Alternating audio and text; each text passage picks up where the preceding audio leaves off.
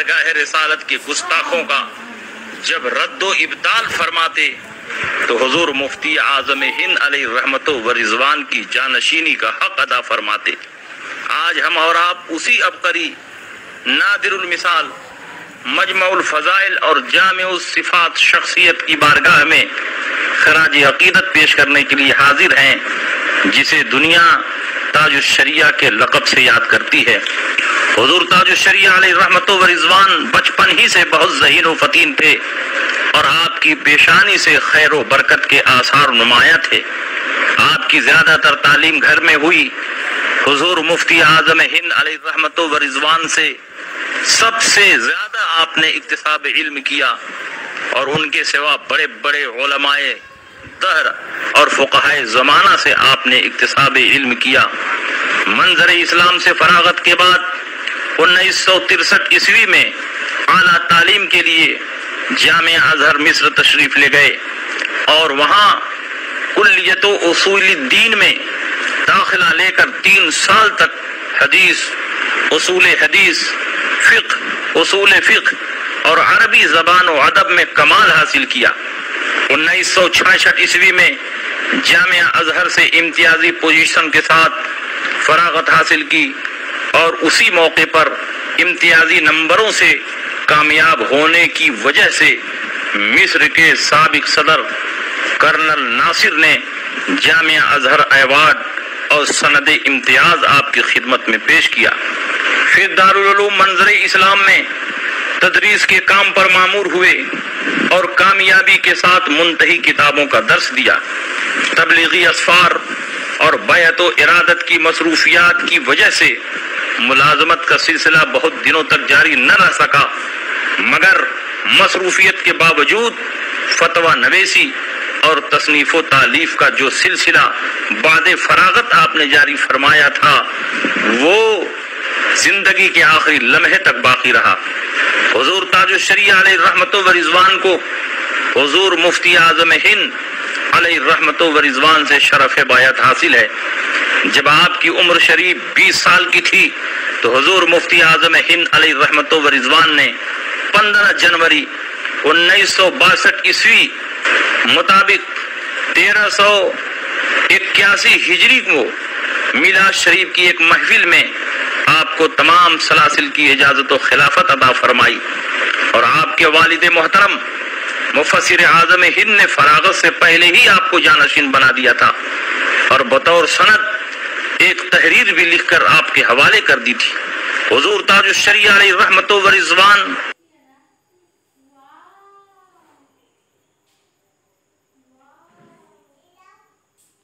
کو اللہ نے ایسی مقبولیت عطا فرمائی کہ اس کی نظیر اور مثال چراغ لے کر ڈھونڈنے سے بھی نہیں ملے گی۔ 2009 میں حضور تاج الشریعہ علیہ رحمت و رضوان نے مصر کا تاریخی دورہ فرمایا۔ 3 مئی سے 6 مئی تک مصر میں آپ کا قیام رہا۔ اس موقع پر اللہ نے آپ کو جو عزت اور شان و شوکت عطا فرمائی وہ شاید اب تک کسی ہندوستانی عالم کے حصے میں نہ آئی۔ مصر کے بڑے بڑے علماء اور مشائخ، جس میں اس وقت کے شیخ الازہر علامہ سید محمد طنطاوی، رئیس الجامعہ علامہ احمد طیب، پروفیسر طاہا ابو بکر، ڈاکٹر صالح عبداللہ کامل اور ان کے سوا 50 علماء نے مختلف مسائل اور موضوعات پر حضور تاج الشریعہ سے تبادلہ خیال کیا اور حضور تاج الشریعہ نے سب کے سوالوں کا علمی اور تحقیقی جواب عطا فرمایا۔ آپ کے جوابات کو عربی زبان میں مصری لب و لہجے میں سن کر وہاں کے علماء حیرت زدہ رہ گئے۔ حضور تاج الشریعہ علیہ رحمت و رضوان کو مصر میں جو مقبولیت ملی وہ اپنی مثال آپ ہے۔ اسی سفر میں جامعہ ازہر کے ارباب حل و عقد نے حضور تاج الشریعہ کی بے مثال علمی لیاقت و صلاحیت اور دینی خدمات کے اعتراف میں جامعہ ازہر کا سب سے بڑا ایوارڈ فخر ازہر ایوارڈ پیش کر کے حضور تاج الشریعہ کے سر کو بلند نہیں کیا بلکہ اپنے جامعہ کا سر اونچا کیا۔ حضور تاج الشریعہ علیہ رحمت و رضوان نے متعدد بار حج ادا فرمائے اور تقریباً ہر سال رمضان المبارک میں عمرہ کی ادائیگی فرمانے کے لیے تشریف لے جاتے۔ چند سال پیشتر اللہ نے آپ کو یہ سعادت بھی عطا فرمائی کہ 10 جون 2013 عیسوی مطابق 1 شعبان 1434 ہجری میں پیر کے دن 6:05 پر کعبہ شریف کے اندر حضور تاج الشریعہ داخل ہوئے اور کعبہ کے اندر آپ نے نماز ادا فرمائی، اور اس سعادت میں آپ کے صاحبزادے گرامی وقار قاضی القضات فی الہند حضرت علامہ اسجد رضا خان صاحب دامت فیوزہم بھی شریک تھے۔ حضور تاج الشریعہ علیہ رحمت و رضوان کی زندگی کا بیشتر حصہ سفر میں گزر گیا، دنیا کے کونے کونے میں آپ تشریف لے گئے، اور علم و عرفان کا یہ سورج جہاں طلوع ہوتا اس کی روشنی سے پوری آبادی منور و مجلہ ہو جاتی۔ مسلسل اسفار کے سبب آپ کے مریدین کی تعداد بھی بہت زیادہ ہے۔ آپ کے مریدین کی تعداد ایک محتاط اندازے کے مطابق 3 کروڑ سے زیادہ ہے۔ دنیا کے بیشتر ممالک بالخصوص India, Pakistan, Bangladesh, Holland, England, Germany, France, Belgium, America, Suriname, South Africa, Malawi, Zimbabwe, Tanzania, Mozambique, Mauritius, Sri Lanka, Nepal, Iraq, Iran, Turkey, مصر، سعودیہ، لبنان، شام وغیرہ میں ہزاروں ہزار لاکھوں لاکھ کی تعداد میں آپ کے مریدین پھیلے ہوئے ہیں۔ حضور تاج الشریعہ علیہ رحمت و رضوان کی ایسی مصروف زندگی، آپ ذرا اندازہ لگائیں کہ تصنیف و تالیف حضور تاج الشریعہ کیسے فرماتے تھے۔ تصنیف و تالیف کے لیے یکسوئی کی ضرورت ہے، اور حضور تاج الشریعہ اس چاند کے مثل تھے جس کو ہمیشہ ستارے گھیرے رہتے ہوں۔ حضور تاج الشریعہ سفر میں ہو کہ حضر میں ہر وقت آپ کے ارد گرد عقیدت مندوں کا ہجوم ہوتا، پھر آپ کو لکھنے پڑھنے کی فرصت کم ملتی، مگر حضور تاج الشریعہ علیہ رحمت و رضوان کو لکھنے پڑھنے کا ذوق اپنے اسلاف کرام سے، اپنے اجداد کرام سے ورثے میں ملے تھا، اس لیے آپ نے اسی میں تھوڑا تھوڑا وقت نکال کر تصنیفی کام کو آگے بڑھایا، اور آپ نے کئی اہم کتابیں تصنیف فرمائیں۔ اعلیٰ حضرت کی کئی کتابوں کا اردو زبان میں اور عربی زبان میں ترجمہ فرمایا۔ اعلیٰ حضرت عظیم البرکت رضی اللہ تعالی عنہ کی کتابوں پر حضور تاج الشریعہ علیہ رحمت و رضوان نے تحقیقی کام کیا ہے۔ حضور تاج الشریعہ نے جن رسالوں کا ترجمہ کیا اور جو مستقل کتابیں تصنیف فرمائیں، ان کی تعداد تقریباً 37 سے زیادہ ہے۔ حضور تاج الشریعہ علیہ رحمت و رضوان نے بخاری شریف پر بھی حاشیہ عربی زبان میں تحریر فرمایا ہے، اور فقہ حنفی کے اثبات اور اظہار میں آپ نے دلائل و براہین کے انبار لگا دیے ہیں۔ حضور تاج الشریعہ علیہ رحمت و رضوان کے حاشیہ بخاری کو جب آپ پڑھیں گے تو حیرت میں ڈوب جائیں گے۔ حضور تاج الشریعہ علیہ رحمت و رضوان نے ایسا زبردست حاشیہ تحریر فرمایا ہے کہ پڑھنے والے حیرت زدہ رہ جاتے ہیں۔ حضور تاج الشریعہ علیہ رحمت و رضوان نے بخاری شریف کا درس بھی ایک زمانے تک دیا ہے، اور آپ کے دروس کو ریکارڈ بھی کیا گیا ہے، جس میں آپ نے مذہب حنفی کے اثبات اور اظہار پر زبردست کلام فرمایا ہے،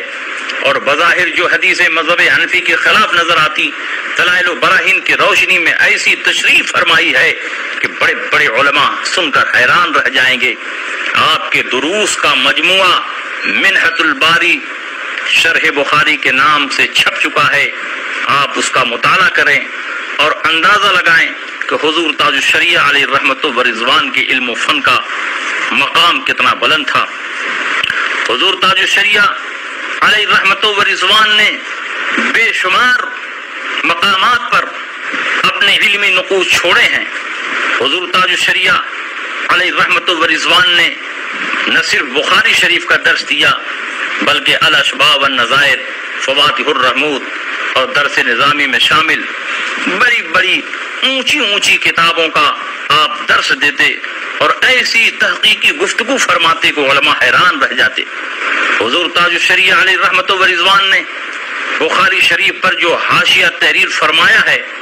اعلیٰ حضرت عظیم البرکت رضی اللہ تعالی عنہ کے حاشیہ بخاری کے ساتھ آپ کے حاشیے کو بھی مجلس برکات جامعہ اشرفیہ مبارک پور سے شائع کیا گیا ہے۔ جامعہ اشرفیہ مبارک پور سے جو بخاری شریف چھپی ہے اس کے اخیر میں یہ حواشی تعلیقات ظاہرہ لفضیلت شیخ اختر رضا خان الازہری البریلوی علی صحیح البخاری کے عنوان سے شائع کیا جا چکا ہے۔ علماء کرام اسے پڑھیں اور تاج الشریعہ کی وسعت علمی، دقت نظر، زور استدلال، کثرت مطالعہ، قوت استحضار اور دیوبندی شارحین کا تعاقب اور ان کی مضبوط گرفت کا جلوہ دیکھیں۔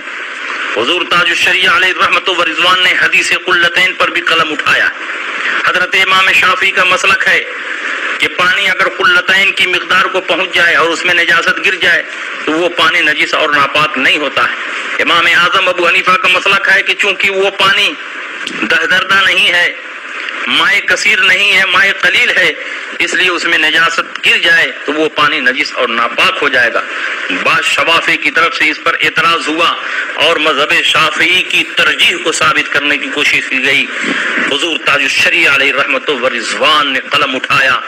اور ایک سچے حنفی ہونے کا ثبوت دیتے ہوئے حدیث قلتین پر زبردست کلام فرمایا اور تقریباً 8 وجہوں سے امام اعظم ابو حنیفہ کے مسلک کو راجح قرار دیا اور دلائل و براہین کے انبار لگا دیے۔ حضور تاج الشریعہ علیہ رحمت و رضوان نے راوی حدیث اسماعیل ابن عیاش پر بھی قلم اٹھایا، چونکہ حدیث توسل اسماعیل ابن عیاش سے مروی ہے اور وہابیہ کہتے ہیں کہ وہ ضعیف راوی ہیں، اس لیے آپ حضرات کی مستدل حدیث توسل ضعیف ہے۔ حضور تاج الشریعہ علیہ رحمت و رضوان نے قلم اٹھایا اور اصول حدیث کی روشنی میں حضور تاج الشریعہ علیہ رحمت و رضوان نے اسماعیل ابن عیاش کی ثقاہت کو ثابت فرمایا اور یہ ثابت فرمایا کہ راوی حدیث اسماعیل ابن عیاش ضعیف نہیں ہیں بلکہ ثقہ راوی ہیں، اور تقریباً 13 وجہوں سے آپ نے ان کی ثقاہت اور ان کی مضبوطی کو ظاہر فرمایا۔ حضور تاج الشریعہ علیہ رحمت و رضوان نے قصیدہ بردہ کی بھی شرح فرمائی ہے۔ یوں تو قصیدہ بردہ کی بہت سی شرحیں لکھی گئیں، علماء اور مشائخ نے مختلف زبانوں میں شرحیں لکھی، مگر حضور تاج الشریعہ نے عربی زبان میں جس تحقیق اور تفصیل کے ساتھ شرح فرمائی ہے ویسی شرح اب تک مارز وجود میں نہیں آئی ہے۔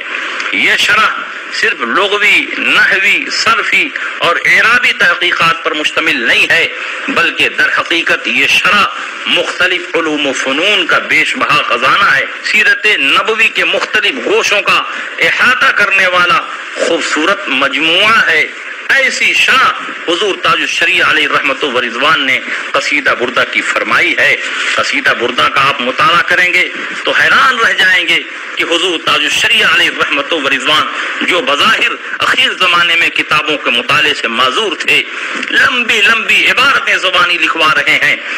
پوری بحث املا کروا دے رہے ہیں، اور تحریر اس قدر مرصع،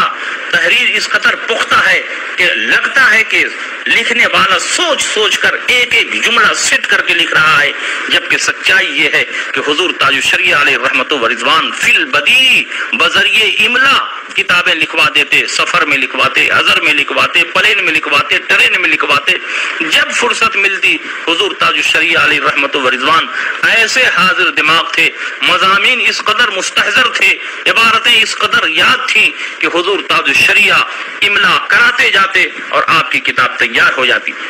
جب کچھ محققین نے چلتی ٹرین پر فرض و واجب نمازوں کی ادائیگی کی اجازت دی اور کہا نماز صحیح اور درست ہے اور اعادہ کی کوئی ضرورت نہیں، تو حضور تاج الشریعہ علیہ رحمت و رضوان نے اعلیٰ حضرت کی تحریروں اور فقہائے احناف کی تحریروں کی روشنی میں اس کے رد میں بھی زبردست رسالہ تصنیف فرمایا، جس کا نام ہے چلتی ٹرین پر فرض و واجب نمازوں کی ادائیگی کا حکم۔ جب بعض جدت پسند محققین نے متعدد ٹیلی فون سے حاصل ہونے والی خبر کو خبر مستفیض بتا کر اسی خبر کی بنیاد پر رمضان اور عید کا اعلان کرنا شروع کیا، تو حضور تاج الشریعہ علیہ رحمت و رضوان نے اس موضوع پر بھی قلم اٹھایا اور جدید ذرائع ابلاغ کے ذریعے رؤیت ہلال کی شرعی حیثیت پر ایک زبردست کتاب تصنیف فرمائی اور ایسے دلائل قائم فرمائے اور ایسے اعتراضات متجددین اور محققین پر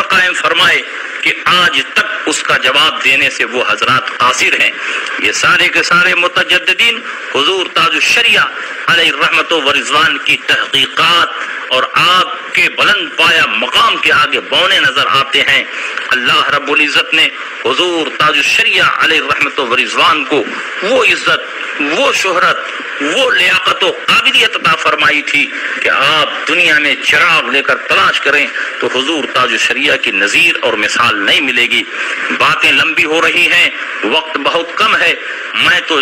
چاہتا ہوں کہ حضور تاج الشریعہ علیہ رحمت و رضوان پر بولتا رہوں اور آپ سنتے رہیں، مگر قلت وقت کا احساس ہے۔ حضور تاج الشریعہ علیہ رحمت و رضوان ہم لوگوں پر جو شفقت و محبت فرماتے اور جس طرح سے حضور تاج الشریعہ علیہ رحمت و رضوان نے ہم لوگوں کو نوازا، حضور تاج الشریعہ کی ایک ایک یاد آتی ہے، آنکھیں اشکبار ہوتی ہیں، دل شکستہ ہو جاتا ہے اور طبیعت چاہتی ہے کہ یہاں سے بھاگ کر بریلوی شریف جائیں اور حضور تاج الشریعہ کے مزار پر گھنٹوں بیٹھے رہیں۔ اللہ رب العزت حضور تاج الشریعہ کے فیضان کو دنیا کے کونے کونے میں عام اور تام فرمائے اور ہم سب خادمان تاج الشریعہ اور خادمان مسلک اعلی حضرت کو ان کے فیض و برکات سے مالا مال فرمائے اور حضور تاج الشریعہ کے شہزادے حضور قائد ملت قاضی القضات فی الہند حضرت علامہ اسجد رضا خان صاحب قبلہ دامت فیوزہم کے اقبال کو بلند فرمائے اور ان کے ذریعے مسلک اعلی حضرت کا کام دنیا کے گوشے گوشے میں ہوتا رہے۔ وآخر دعوانا ان الحمد للہ رب العالمین۔